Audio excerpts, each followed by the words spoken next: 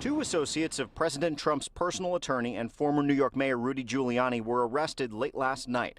Lev Parnas and Igor Fruman, Soviet-born American citizens, were among four arrested on 2 counts of conspiracy, 1 count of false statements, and 1 count of falsification of records. They helped Giuliani try to gin up an investigation into the Bidens in Ukraine, but that's not why they were arrested. Prosecutors say Parnas and Fruman, along with 2 other co-conspirators, funneled $325,000 in foreign money to a pro-Trump super PAC, identified as Committee 1 by prosecutors, and also gave $20,000 to a man prosecutors are calling Congressman 1. CNN is identifying him as former Texas Representative Pete Sessions. The defendants broke the law to gain political influence while avoiding disclosure of who was actually making the donations and where the money was coming from. Prosecutors say then the 2 men lobbied the former congressman on behalf of at least 1 Ukrainian official to fire a U.S. ambassador to Ukraine.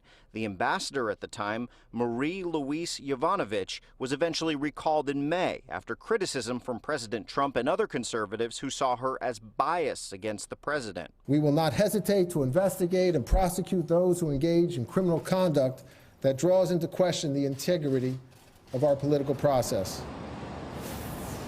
So, of course, the big remaining question tonight is how closely does this relate to Rudy Giuliani digging into the Bidens in Ukraine at the request of President Trump? We don't have that answer. The Southern District Attorney would not take any questions, so we weren't even able to ask that obvious question that follows from this indictment. But Democrats in Congress certainly watching this case carefully and still want these 2 men to testify, that is, if they're not sitting in federal jail next week. Live in Lower Manhattan, Henry Rossoff, Pix 11 News.